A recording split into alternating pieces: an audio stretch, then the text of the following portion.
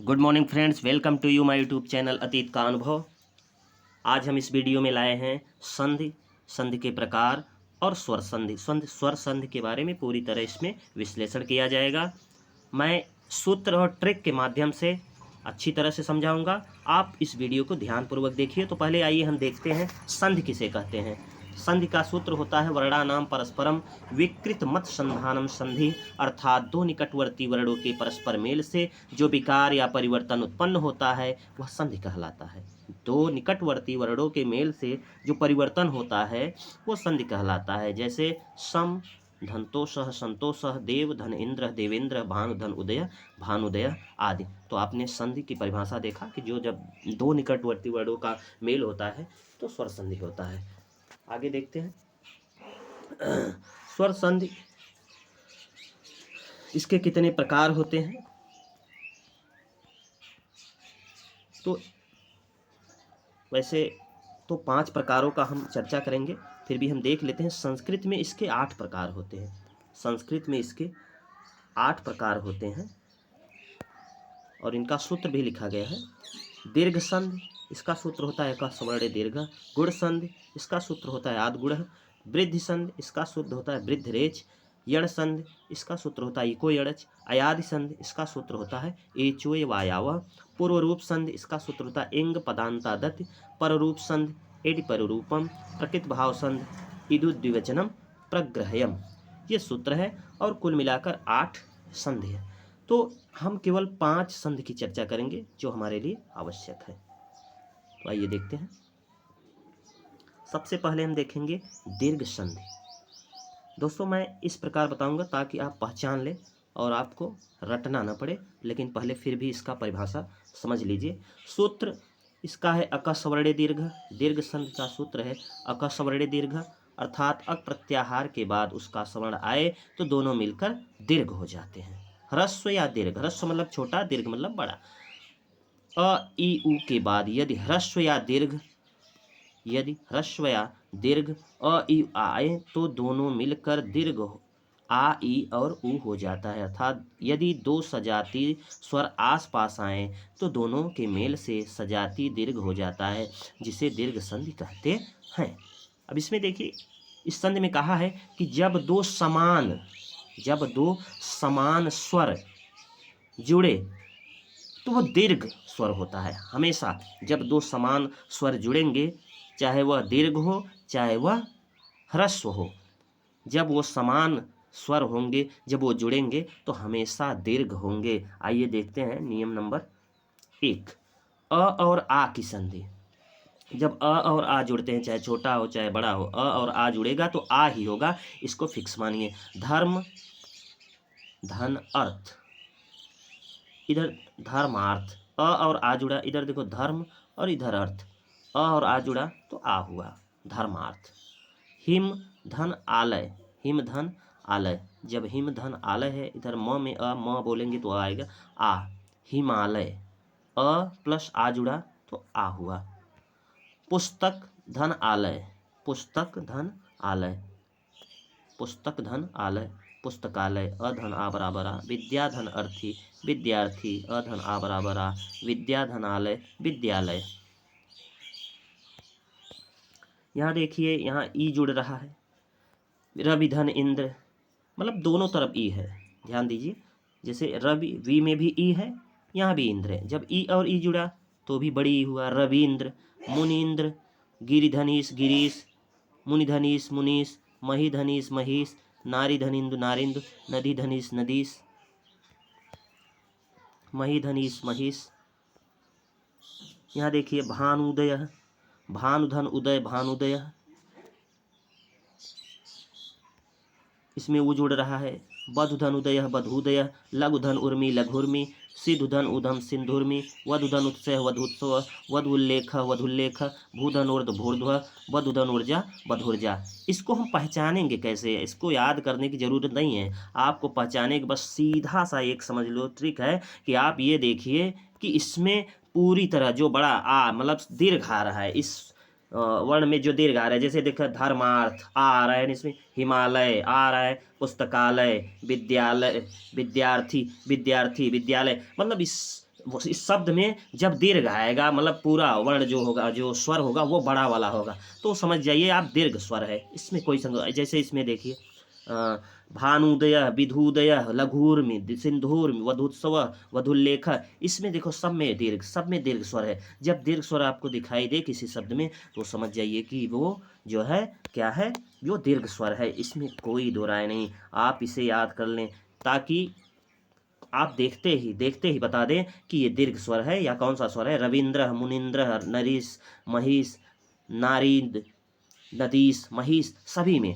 जब बड़ा स्वर दिखाई दे तो वो दीर्घ होगा। आप देख रहे हैं धर्मार्थ, हिमालय, पुस्तकालय, विद्यालय, सब में बड़ा, जब सभी में दीर्घ स्वर दिखाई दे तो वो कौन सा होगा, दीर्घ होगा।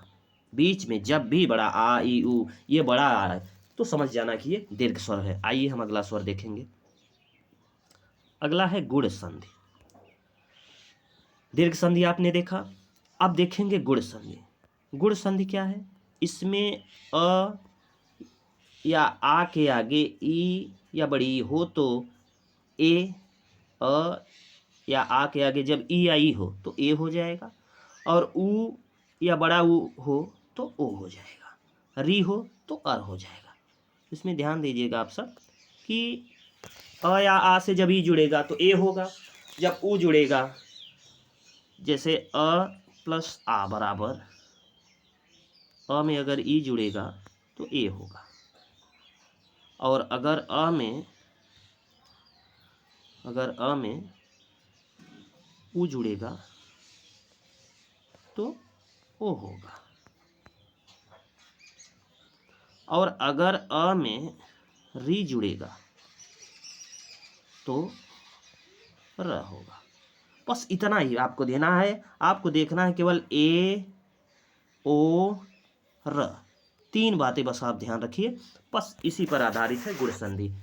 ए ओ र, नर प्लस इंद्र बराबर नरेंद्र, नर प्लस इंद्र बराबर नरेंद्र, इसमें और ये जुड़ा ये हो गया। नर प्लस ईश बराबर नरेश, महाधन इंद्र बराबर महेंद्र, महाधन ईश बराबर महेश। बस इसमें आप देखिए कि ए किस में आ रहा है, इन शब्दों में ए आ रहा है। नरेश, महेंद्र, महेश, ए आए तो समझ जाओ कि ये क्या है, गुण संधि है।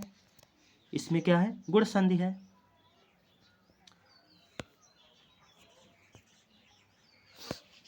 यहाँ देखो यहाँ देखो अ में उ जुड़ रहा है। ज्ञान उपदेश, ज्ञानोपदेश, महाधन उत्सव, महोत्सव, जल इधर उर्मी, जलोर्मी, महाधन उर्मी, महोर्मी। तो आप देखिए इसमें ओ आ रहा है, ज्ञानोपदेश, महोत्सव, जलोर्मी, महोर्मी। यहाँ देखिए री आ रहा है, देवर्षि, महर्षि, माने अंत में री आ रहा है। अ और री जुड़ा तो अर हो गया, अ और री जुड़ा तो अर हो गया। देवधन ऋषि, देवर्षि, महाधन ऋषि, महर्षि। बस इसको याद करने का एकदम सरल तरीका है कि जब इसमें ए ओ र दिखाई दे तो समझ जाना ये गुण संधि है। नरेश, नरेश, महेश, महेंद्र। ठीक है, यहाँ देखिए नीचे ज्ञानोदय ओ दिखाई दे रहा है, ज्ञानोदय ओ, महोत्सव ओ, जलोर्मी, महोर्मी ओ है, इसमें समझ जाना ये गुण संधि। री आ रहा है इसमें, देवर्षि, महर्षि, तो अंत में जब री आ जाए तो समझ जाना ये गुण संधि है। तो आइए देखते हैं आगे। अगला है वृद्ध संधि। अब देखो ये वृद्ध, अभी देखो इसमें उसके पहले ए और याद किया था मैंने गुण में, अब इसमें वृद्ध हो गया, वो वृद्धि हो गया अर्थात बूढ़ा हो गया और बड़ा हो जाएगा। देखो अ या आ का ए से मेल होने पर ऐ हो जाता है, अ या आ का ओ से मेल होने पर औ हो जाता है। इसे वृद्धि संधि कहते हैं। इसे क्या कहते हैं, वृद्धि संधि। इसका जो सूत्र होता है वो होता है वृद्धि रेच, वृद्धि रेच, ये सूत्र है। इसको देखिए, इसमें है, अभी आपने देखा इसमें तीन बातें याद रखिए आप, आए, आओ, बस इतना ही याद करिए। अय और अ, जिस शब्द में अय और औ आ जाए तो समझ जाना वो वृद्धि संधि। मैंने क्या कहा, ये बूढ़ा हो गया और बड़ा हो गया, गुण से एक कदम आगे बढ़ गया है। उसमें गुण संधि में क्या होता था, ए ओ र आता था, वृद्धि में क्या होगा, अय और औ आएगा। बस इतना ही याद रखिए। अभी इसमें देखिए, एक धन एक, एक का एक आया है इसमें, मत धन ऐक्य मतैक्य, सदा धन एव सदैव, महाधन ऐश्वर्य महेश्वर्य। ठीक है। वन धन औषधि वनौषधि, महाधन औषधि महौषधि, परम धन औषधि परमौषधि, महाधन औषधि महौषधि। तो अ आ रहा है इसमें, तो अ और ओ जुड़ा तो अ हो गया, आ धन ओ जुड़ा फिर भी अ हो गया, अ और ओ जुड़े फिर भी अ, मतलब अ हो या अ ओ हो, अगर ये जुड़ेंगे तो अ ही होगा। बस दो बातें याद रखिए, आय और औ। जब ये दोनों आपको शब्द में दिखाई दे तो समझ जाना ये वृद्धि संधि है। आगे हम देखते हैं यण संधि। यण संधि किसे कहते हैं? इसका जो सूत्र होता है इको यणच, इको यणच, ये सूत्र है। देखिए इसकी परिभाषा, ई या ई मतलब छोटी या बड़ी, छोटा हो या बड़ा हो, या री के बाद यदि कोई विजातीय स्वर आए, यदि कोई विजातीय स्वर आए तो ई या ई की जगह यह, ऊ या ऊ की जगह वह, तथा री की जगह र हो जाता है। अर्थात ई छोटी बड़ी, छोटा ऊ बड़ा ऊ या री के बाद जब कोई असमान स्वर आए तो य व र हो जाता है, य व र हो जाता है। अर्थात ई का हो जाएगा आपका य, ऊ का व, और री का र हो जाएगा। बस ये तीन बातें याद रखो, य व र। इको एड़च में क्या आएगा, य व र।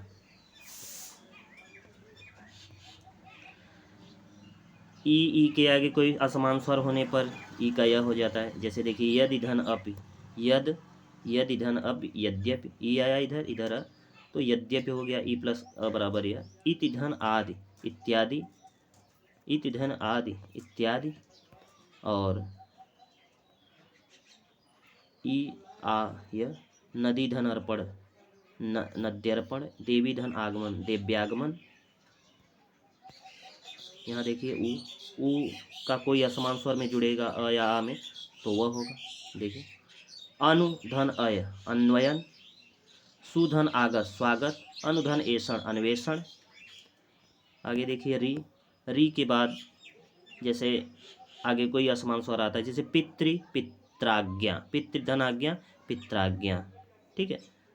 इसे याद कैसे करेंगे, कैसे पता चले कौन सी संधि है? तो बस आपको शब्द में एक चीज़ ध्यान देना है, इसमें एक अधूरा शब्द होता है, हमेशा बीच में अधूरा वर्ण होगा तो आप समझ जाइए कि ये जो है यण संधि है।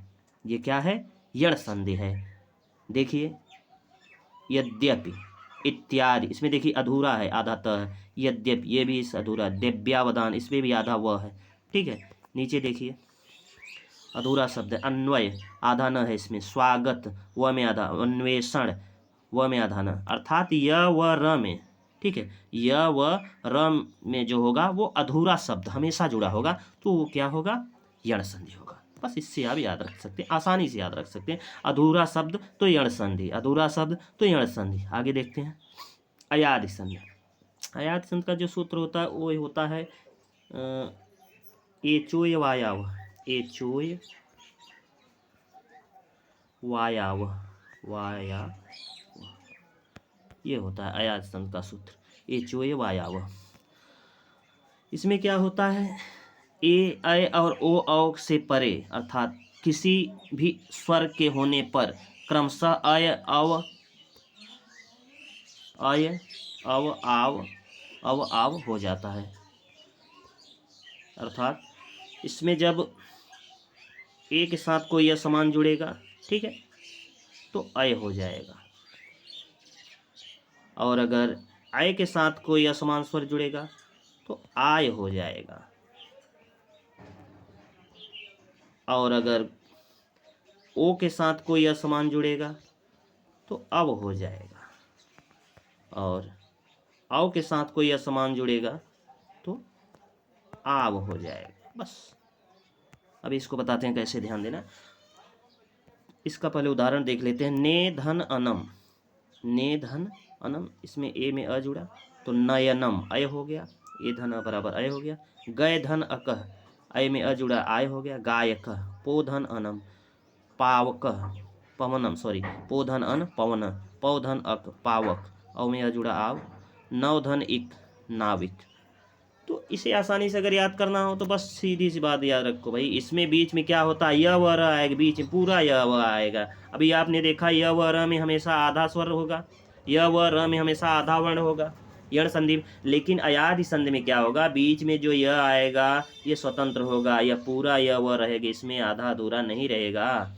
शयनम, आप देख रहे हैं नयन, गायक, पवन, पावक, नाविक, वह आ रहा है ना। तो इसमें जो आएगा य व, तो ये हमेशा पूरा होगा, इसलिए ये क्या होगा, अयादि संधि होगा। बस ये पहचानने का ट्रिक है कि बीच में पूरा जब आ जाए समझ जाओ कि अयादि संधि है।